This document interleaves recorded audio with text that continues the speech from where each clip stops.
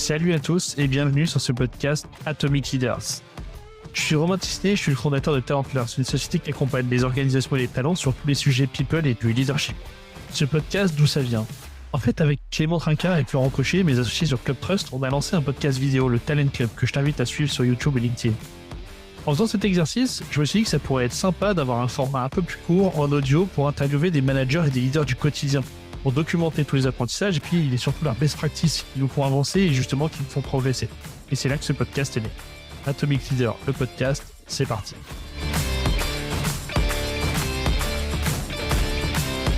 Bonsoir à toutes, bonsoir à toutes et bienvenue sur ce nouvel épisode du podcast Atomic Leaders. Aujourd'hui, on est avec Pauline Duburquois. Salut Pauline. Hello Romain, merci de l'invitation.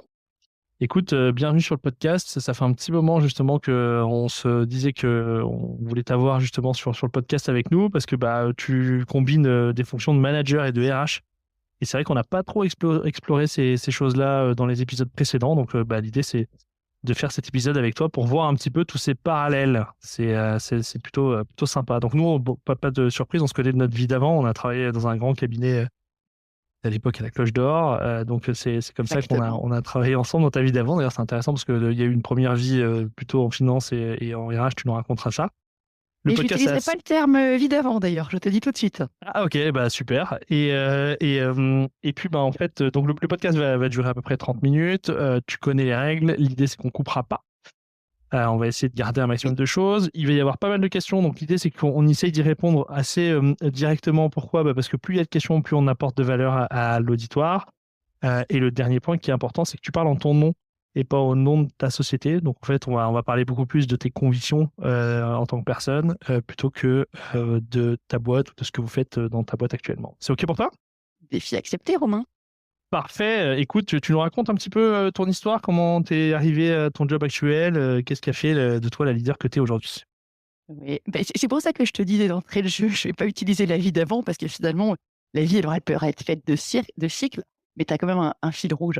Si en 2008, et quand je démarre à Paris, on me disait, en 2024, tu seras en RH à Luxembourg, je pense que j'y aurais pas cru. Je pense que le parcours que j'ai fait, qui était de commencer dans RH opérationnel avec une vue campus management dans un cabinet d'audit qui était Deloitte, évoluer ensuite en audit vers Price, puis en conseil vers Price par le jeu de la mobilité interne, et ensuite aujourd'hui au sein de Cassis en RH. Je pense que c'était des opportunités, des envies que j'avais aussi en mêlant les matières.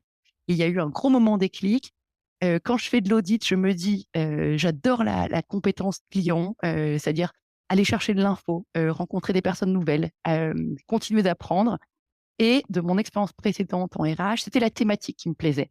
Donc le switch, il a été naturel.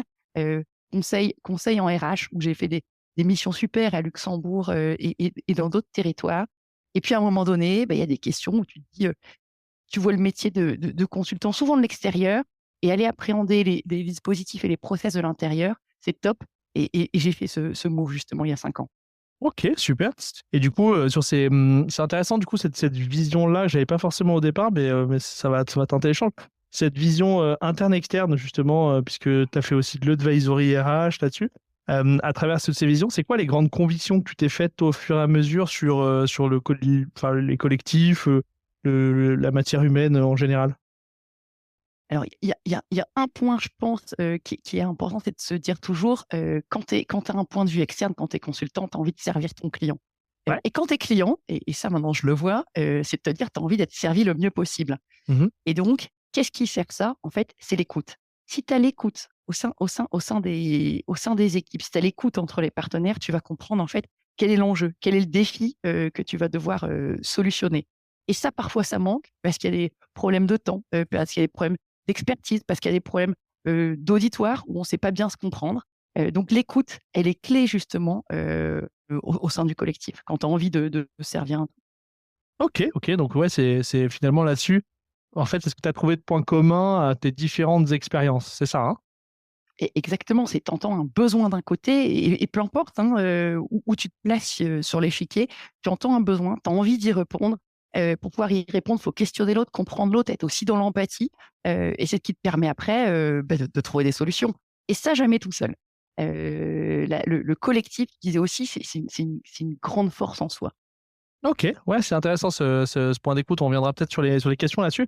Est-ce que tu as un ou une super chef que tu as eu dans ta carrière? Parce que tu as fait pas mal de choses. Et ça serait quoi les qualités, les compétences que tu reconnaîtrais à cette personne aujourd'hui? Alors, cette question des super chefs, j'ai trouvé dans tous les chefs que j'ai eus et que j'ai encore actuellement, en fait, cette énergie de croissance. Alors, Ok. qu'est-ce que je veux dire par énergie de croissance? C'est des personnes, hommes et femmes, hein, qui ont en fait l'envie de faire progresser leurs équipes, qui ont envie aussi de progresser eux-mêmes. Et Mhm. quand tu es au contact de personnes justement qui ont cette énergie, cette volonté de croissance, beh, tu peux que progresser toi-même. Hem et c'est justement un des points et là je vais faire le parallèle, c'est que souvent tu as des équipes, où le piège, c'est de te dire qu'on refait toujours les mêmes méthodes et on a commencé en Mhm. audit ensemble, et tu étais mon senior aussi en audit. Mhm. Si tu me disais: «Bah, refais ce qu'on a fait l'année précédente», ça marchait pas. Mhm. Moi en tout cas notamment, c'était pas quelque chose une chose à laquelle tu croyais. Et donc pour moi, les chefs qui m'ont inspiré, qui m'inspirent, c'est ceux qui ont envie justement d'aller chercher cette amélioration, cette envie de grandir et jamais tomber dans le piège de je refais les mêmes schémas. Ok, super. C'est intéressant cette volonté de croissance parce que en réalité, c'est pas un truc que spontanément on mettrait dans la fonction RH. C'est en fait, dans ce qu'on projette de la fonction RH en général, on a le sentiment d'un truc, assez récurrent donc pas, il y a Mmh. pas je dénigre rien dans mon propos, mais en fait, on a Un l'impression petit qu'il y a peu. un cycle. Non, non, non, c'est hyper intéressant. En fait, on a l'impression qu'il y a un cycle, qui est récurrent, qui est relativement planifié, et que, on doit faire tourner les choses et donc du coup, tiens, cette partie croissance, sur quelle partie du volet RH tu la retrouves aujourd'hui? Mais alors, sur le point du cycle, bien sûr qu'en activité RH, comme dans plein d'activités de l'entreprise, tu as des cycles. Ouais? Pour autant et tu disais, ah je qualifie un peu les RH, mais on a toujours et on souffre d'un point d'image, de se dire: «En fait, si tu recrutes pas, tu licencies, si tu licencies, tu recrutes pas». Mais il y a une multitude d'activités, autour de ça Mmh. et donc vouloir se dire: «Je fais les mêmes choses», sans comprendre les nuances d'un environnement, les nuances, hem, de défis qui peuvent être proposés par les équipes ou le management, beh, tu restes ronronné et quelqu'un aujourd'hui ou une activité qui reste ronronnée, demain te permet pas justement, de grandir. OK, c'est intéressant donc de voir un petit peu, comment tu crées des zones où en dehors du récurrent, justement tu vas chercher de l'extra mile. Donc pour ceux qui nous écoutent et qui nous connaissent, maintenant je vais attaquer la roue de la fortune là, hein, avec les questions au hasard, donc du coup ça va être un peu décousu. La première question qui tombe, c'est: est-ce que tu penses que le manager, il est client de l'équipe ou que c'est l'inverse? En fait, souvent, dans les formations de managers, on dit aux gens, qu'ils sont au service de leur équipe, voilà et en même temps, bah, dans la vraie vie, c'est-à-dire, sur la fiche de poste, ils doivent répondre. Enfin, c'est un peu dans l'autre sens que ça se passe. Comment tu envisages cette relation-là, toi, dans le management en général? Beh, moi, je suis d'instinct et là, je reprends ton approche, théorique et académique. Pour moi, le manager, il est au service de son équipe. Alors c'est faux de croire qu'un manager, il a pas des objectifs à servir, une feuille de route à tenir, mais comme je disais tout à l'heure, seul tu peux pas avancer. Ça tient vraiment à l'énergie que ton équipe va mettre, la sensibilité à nouveau, l'expertise que chacun a et c'est collectivement qu'on réussit. C'est un point que j'ai vraiment, ancré en moi. OK. OK, OK, donc du coup, toi, tu es plutôt dans la team, manager au service du collectif.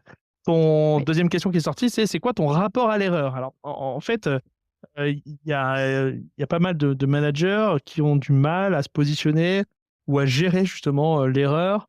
Attention, je fais bien la différence entre l'erreur et la faute, hein. La faute, c'est autre chose, mais l'erreur, c'est un point, qui vient aussi en expérimentant des choses. Toi, comment tu gères ça avec tes équipes? Comment tu communiques là-dessus? Comment ça se passe, chez toi?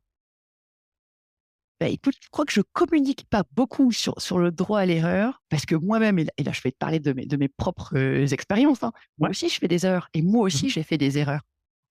Savoir les reconnaître, alors ça c'est important, c'est de se dire après coup, bah, là c'était une erreur. J'ai décidé ceci, ou j'ai appuyé sur tel bouton, ou j'ai conseillé cette action et c'était pas le bon chemin. Bah, déjà, je trouve que tu as déjà fait une partie du job. OK. Le droit à l'erreur, il est essentiel sinon on grandit pas. OK. Ouais, c'est intéressant, on a fait un épisode. C'est l'intention, pardon. Et je dirais, c'est Vas-y. l'intention derrière qui est portée. Tu fais pas une erreur pour te dire, bah, je vais la faire sciemment. C'est que toi aussi, tu cherches à tâtonner et si on fait jamais d'erreur, bah, on n'apprend jamais non plus. Ouais. Ouais, ce côté explicite, on a fait un épisode dans lequel je pense que c'est Sébastien qui disait une erreur qui est non explicitée, c'est une invitation latente à la Alors, pour médiocrité. dire, ah Non, oui, alors, ouais, ouais. ouais, on est allé là-dessus parce que c'était la question était relative à la qualité, donc c'est pour ça qu'on était sur ce sujet-là.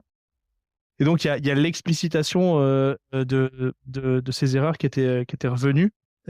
Globalement, ces erreurs-là, toi, comment, quand en tant que manager, il y a une erreur dans ton équipe, ça va être quoi ton approche ou ton process à toi pour justement traiter ce truc-là? Et c'est de comprendre. Alors, généralement, et ma façon de faire, parce qu'il y a droit à l'erreur, certes, mais d'abord, c'est l'important pour moi de poser du cadre. Et je marche beaucoup à l'objectif, au résultat. Et c'est important parce que moi, je fonctionne aussi comme ça. Donc, c'est ce que je donne aussi à mes équipes. Il y a un cadre qui est posé. Il y a une erreur qui est faite. Je vais chercher à comprendre pourquoi on est arrivé à ce résultat. Le résultat, il est là. Donc, dire c'était pas bien, t'as mal fait, ça m'intéresse même pas. Et c'est pas des propos d'ailleurs que je tiens. Par contre, de dire t'es venu là, bah, t'as pas pris en considération ceci, cela, pense-y la prochaine fois. En fait, tu mets en responsabilité aussi le collègue que tu as face à toi et donc ça peut être que meilleur après. Mais le cadre posé, le résultat obtenu et tu te dis, bah, finalement, est-ce que je tombe à côté ou est-ce que je tombe dans le bon point? Et si tu es tombé à côté, faut aussi se remettre en question. Est-ce que j'ai bien expliqué, j'ai bien donné le cadre? Est-ce que j'ai bien équipé aussi le collaborateur? Ok, ouais, c'est intéressant la remise en question de l'équipement, c'est-à-dire tu refais le film à l'envers et tu vois un petit peu où t'en es, quoi. Exactement. Super. Question suivante, quelle est ta qualité donc personnelle qui, selon toi, t'aide le plus dans ton rôle au quotidien? Alors ça pourrait être une question piège, hein. Non, Heu, mais enfin, c'est quoi ton réagir, trait de personnalité qui fait que tu, tu penses que c'est ce qui t'est le plus utile, en tout cas? c'est réagir face à l'adversité. Ok, Ça veut dire quoi? Ça veut dire en fait, au lieu de ressasser, au lieu de ressasser, de se lamenter sur ce qui vient de se passer, c'est de se remobiliser rapidement, et du coup pouvoir repartir. C'est souvent bon, c'est souvent bon et c'est souvent une qualité parce que tu te dis, bah, tu mets l'énergie là où elle est nécessaire, ouais, et tu as cette mobilisation pour l'équipe. Parfois ça va jouer des tours aussi, parce qu'à vouloir se remobiliser trop vite, tu peut-être pas allé chercher tout le monde, tu peut-être pas compris pourquoi, tu étais arrivé à tel résultat. Donc parfois, il y a cette distance à mettre sur les situations. Et ça me fait penser à une situation où j'étais d'ailleurs avec un client il y a quelques années. Un meeting commence, on est sur une phase 2 de projet, et il embraye directement en me disant: «Bah, je voudrais revenir sur les conclusions de la phase 1, elles étaient pas bonnes». Et là, je me souviens de m'être dit: «Bon, il y a 2 constats, soit je combats, soit je désarme». Et là, je me suis dit: «Bah, je vais désarmer». Je l'ai écouté, je me suis dit: «Bah, ouais, finalement son point, était légitime, on va lui revenir», en faisant la liste de ce qui était donné et ensuite seulement je suis partie sur l'objectif que je m'étais fixé à ce meeting client. Si je m'étais suivie là, en disant: «Allez, je combats», je mettais à plat, des mois de travail et de OK. crédibilité derrière aussi. Donc se réagir dans l'adversité, je pense que ouais, je commence à être elle est meilleure, on va dire. J'ai encore beaucoup à apprendre, mais ça commence à être mieux.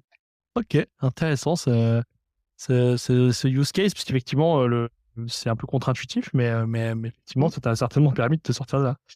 Qu'est-ce qui fait que tu te lèves tous les matins et qui te fait sortir du lit? En fait, c'est l'axe de la motivation. Alors là, justement, la semaine dernière, j'ai animé une grande journée avec plus de 100 managers et on les a fait travailler sur 2 questions, 2 ateliers qui étaient: comment je motive mon équipe, comment je gère la motivation de mon équipe et comment je gère ma propre motivation et ma propre énergie. Surtout dans les moments où c'est chaud parce que, il y a des moments où il y a soit de la surchauffe, saisonnière, soit de la surchauffe à cause d'un événement là-dessus. Comment tu gères ta Mmh. propre motivation, ta propre énergie à toi? Il y a un principe que j'ai toujours, c'est, si on m'a donné une mission, je vais au bout. OK. Ma mission, c'est de pouvoir justement servir le collectif, servir l'entreprise, servir les collaborateurs. Ça change pas. Il y a des degrés d'intensité, hein, c'est comme les ondes sinusoïdales, hein, qui changent et qui sont mouvantes selon l'environnement. Mais le fait de te dire, j'ai cette mission à conduire sur de la mobilité, sur du développement de compétences, en fait, c'est toujours de se pouvoir se remettre en question et de se dire, je vais être utile aujourd'hui. Et cette utilité, je la sens, je n'ai pas besoin de la remettre en question. Ok, ouais, c'est intéressant, l'envie d'aller faire ce pourquoi on a été mis en relation, en fait. C'est Ouais, ça que tu dis, hein? exactement dit et bien dit, Romain. Oui. Ok, ouais, très clair. Il y a toute une question sur les sujets collaboratifs. Tu sais, quand tu travailles avec des équipes, il y a les moments où on travaille ensemble en live, en meeting, puis il y a tous les moments où on collabore sans être ensemble autour d'un téléphone ou dans la vraie vie. Comment tu gères, toi, comment tu envisages la collaboration en équipe avec du live, de la synchrone, etc. Enfin, comment tu t'organises un peu ça dans tes propres équipes? Bah, c'est pas une question qui est facile justement, hein, ce que tu poses. Ouais, Je veux dire, il y aurait des tendances toutes tracées à se dire: «Bah, écoute, d'abord je pose un cadre, je laisse réfléchir et ensuite, je viens au moment des conclusions». Je pense qu'il faut connaître, les compétences de chacun dans son équipe. Une équipe ne se gère pas, ou en tout cas se manage pas de la même façon qu'une autre. Dans les activités que j'ai pu mener ou que je mène encore aujourd'hui. Si tu connais bien les équipes, tu sais qu'à des moments donnés, à certains, tu as juste besoin de dire: «Le nouveau projet, c'est ça», et tu les laisses y aller ça parce qu'ils démarre. savent exactement, ça démarre, ça y va, il y a l'énergie. Et puis d'autres phases où tu te dis: «C'est des sujets peut-être plus complexes, plus compliqués», où il y a cette notion d'abord de cadre, c'est sûr, et puis de step by step où tu vas venir de manière beaucoup plus régulière, donner des boucles de feedback, et être beaucoup plus justement dans le suivi. Ok, ok. Donc, finalement, c'est par sujet où là, tu dis, et en fonction de la traction naturelle que va avoir un sujet, soit je pose et puis je me mets en suivi, soit là, il n'y a pas de traction et je me mets avec eux à fabriquer quelque chose. Ouais, oui, et je te dis donc c'est en fonction du sujet, comme tu le dis, mais c'est aussi en fonction de l'équipe qui le Ouais, et sert. l'équipe. Ouais. Et l'équipe, en fait, va venir quand je disais tout à l'heure, je suis au service de l'équipe. C'est ce que je dis, moi, je suis à votre service. Venez me chercher, venez m'activer quand vous avez besoin de moi. Et donc, tu sens, quand on te dit, tiens, on a besoin de faire un point, je me dis, bon, ben voilà, là, il y a des questions, il y a des sujets sûrement à éclaircir, à guider, à écouter. Mais c'est toujours chouette dans ces moments-là, justement. Ok, ouais, très clair. Quel a été ton plus grand défi en tant que manager? Alors, dans ta position actuelle ou pas, mais finalement, ça a été quoi, soit l'acte managérial, soit, la séquence, enfin voilà, quelque chose qui toi personnellement, hein, encore une fois, a été, le plus challenging? Je, j'allais te donner un défi, et puis en t'entendant poser la question, je vais te dire, je vais t'en donner un autre, OK. Romain. Je pars et j'ai eu la chance de pouvoir vivre 3 ans au Brésil, à Sao Paulo. Ouais. J'arrive manager sur une mission justement, people, organisation. Je ne parle pas encore bien portugais, mais ma thématique, je la connais. Ça fait Mmh. des années que je travaille ce genre de thématique, et donc je me retrouve là, face au client, et j'ai pas les mots pour lui expliquer les choses. Et Mmh. donc mon plus grand défi, c'est de me dire: «Bah, alors je sais ce que j'aimerais lui répondre, mais je ne peux pas le dire». Et donc par, des mots, par l'équipe qui est à côté de toi, tu fais passer un message. Il faut accepter aussi de se dire: «Eh bah, la manager, en fait, elle veut vous dire ça». Et donc c'est de prendre une certaine distance sur les choses, et que parfois, en fait, tu penses toi de pouvoir délivrer un message et tu peux pas. Mais OK. il y a toujours 1000 canaux pour le faire, et moi qui aime parler, c'était pas forcément les débuts, en tout cas, très faciles, et j'ai aussi appris beaucoup sur moi. Ouais. C'est intéressant parce qu'en fait, le parallèle de ce que tu exprimes sur la langue, en fait, c'est valable aussi, quand tu arrives dans un environnement, d'une nouvelle boîte qui fait un métier que tu comprends pas du Tu as tout. pas les codes, ouais, Ouais, c'est ça? tu as pas les codes. Ouais. C'est cette culture à apprendre, à faire prendre. Je reviendrai sur ton point du droit à l'erreur, et c'est toujours me dire, comment moi j'aimerais, par exemple, recevoir un message, comment j'aimerais donner un message, et comment il pourrait être perçu par les autres. En fait, faire cet assessment, de jamais se dire qu'on travaille pour soi. De toute façon, moi je me dis, c'est je travaille au service d'eux, et c'est l'humain, et tu es souvent dans un triptyque où tu dois te dire, RH, management, collaborateur, comment finalement cette roue elle prend thématiquement. Heu, OK. Est-ce que tu fais partie des gens qui pensent qu'un manager, il peut être manager d'une équipe dont il ne sait pas faire le métier? Par exemple, si demain, tu étais nommée directrice de la logistique de Carrefour, enfin, en fait, tu penses que c'est un move, parce qu'il y a de plus en plus de carrières un peu horizontales. Tu crois dans ces moves-là? Et si oui, comment tu penses l'aborder? Alors, idéalement, j'y crois et je Ok. dis idéalement parce qu'un manager, il est là pour, faire avancer l'équipe, livrer des résultats et faire grandir les personnes. Donc il Mhm. s'entoure de quoi? Il s'entoure de collaborateurs, d'experts. Donc il n'a pas besoin de maîtriser la thématique pour pouvoir livrer justement dans ton exemple là de logistique. Néanmoins et je vois quand même, il y a un côté aussi très rassurant, pour une équipe et pour moi-même, hein, qui évolue aussi auprès de managers, de me dire: «Bah, quand j'ai une question et qu'il y a quelqu'un qui peut y répondre, c'est aussi beaucoup plus rassurant, et ça permet d'avancer».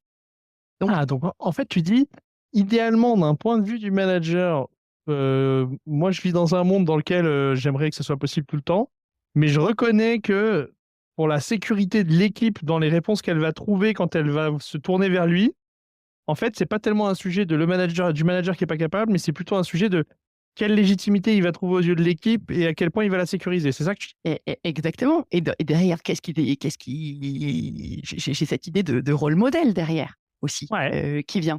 Mais normalement, idéalement, si tu construis bien tes process, toute ta partie people, toute ta partie après, IT, heu, ton manager, il est là et il a que ça, en fait, comme idée normalement et dans ma vision, c'est de développer son équipe.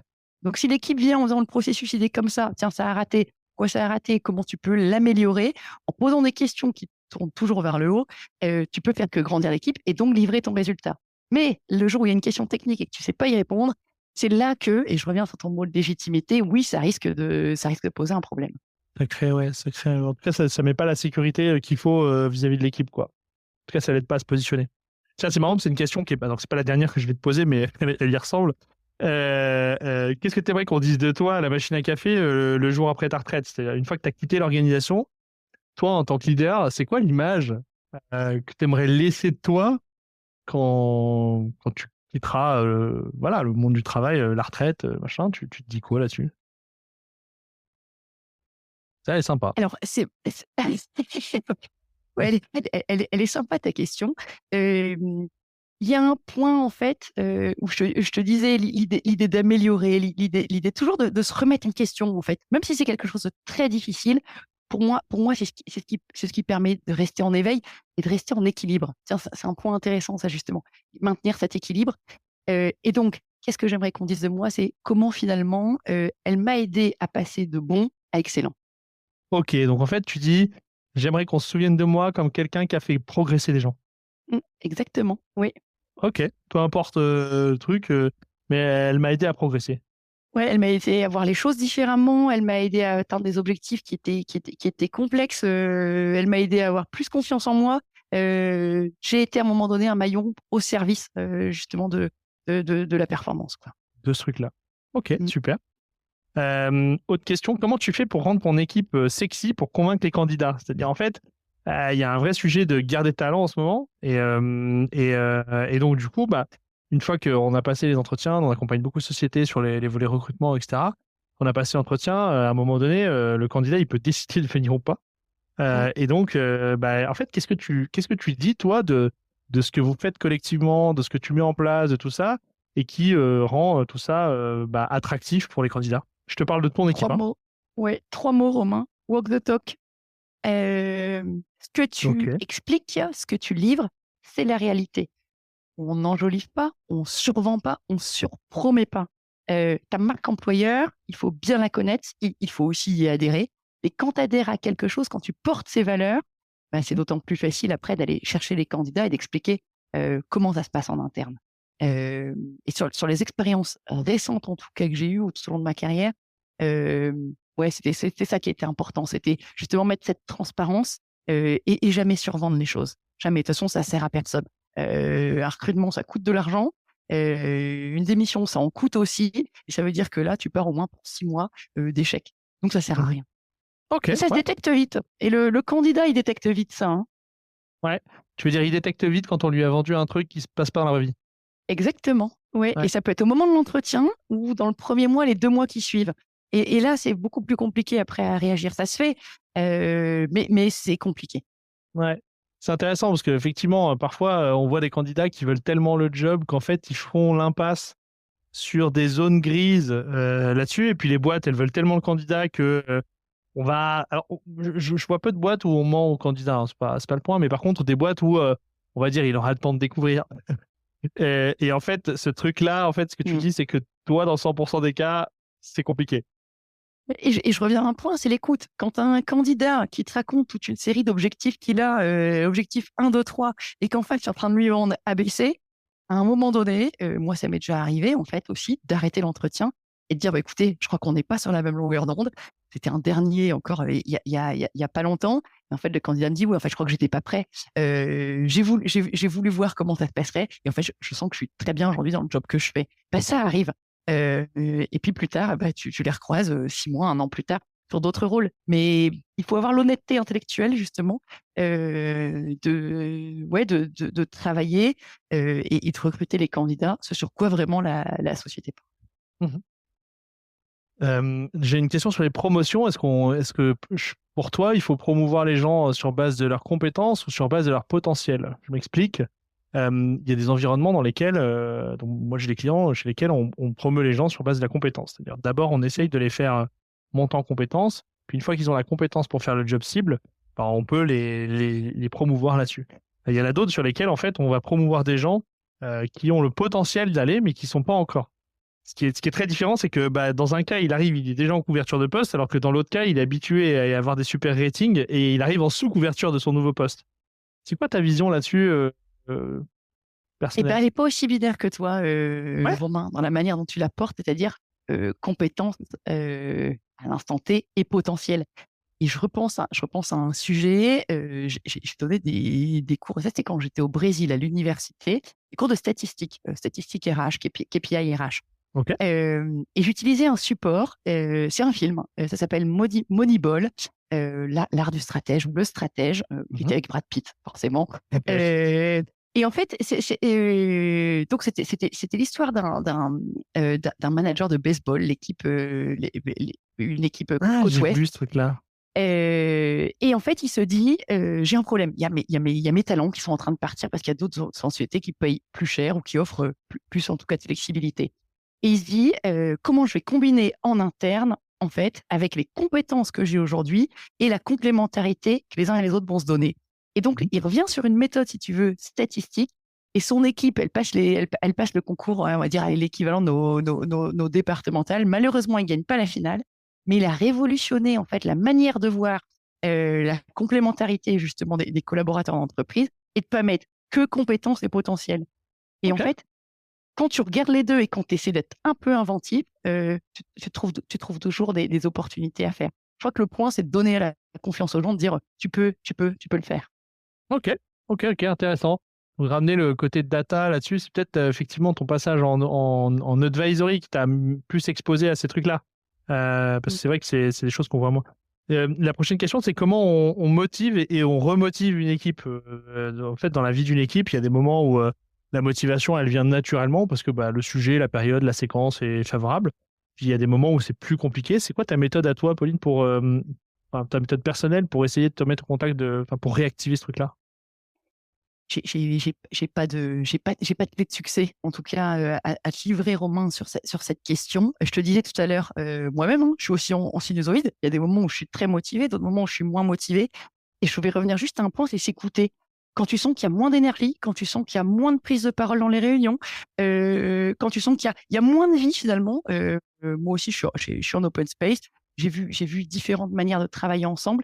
Quand tu sens en fait que le niveau d'énergie, il est bas, il n'y a pas d'interaction, ça se passe mal. Là, pour moi, c'est des signes clés de vigilance où je me dis, tiens, attention à quelque chose qui ne va pas. Et c'est pour ça que être au cœur, là, je dirais, du réacteur, être au cœur des équipes, c'est essentiel. Ça me permet Ok. vraiment de prendre la mesure. Ok, donc finalement, tu essayes de rentrer dans le collectif pour te mettre au contact de ce truc-là, pour sentir le pouls, quoi. Ouais. Et souvent, tu as des personnes qui te disent, Je l'aurais pas dit devant tout le monde. Ah bah là, du coup, je vais te le dire. Donc cette écoute, cette proximité, en tout cas moi, c'est une manière pour moi de pouvoir réactiver justement ces périodes entre suractivité, je dirais, et puis un peu baisse d'énergie. Ok. Je vais prendre une dernière question là dans le sample et c'est intéressant. La dernière, c'est si tu pouvais envoyer un WhatsApp à tous les jeunes managers du monde, tu vois, tous ces managers promus là dans les 6 derniers mois, qu'est-ce que tu leur dirais, qu'est-ce que tu leur donnerais comme conseil? Bah, demandez conseil. Ok. Demandez conseil. Contactez-moi. Vous avez sûrement une vue qui est juste. Pour autant, il y a d'autres qui sont passés par là. Il y a d'autres personnes qui ont pu réussir avant vous.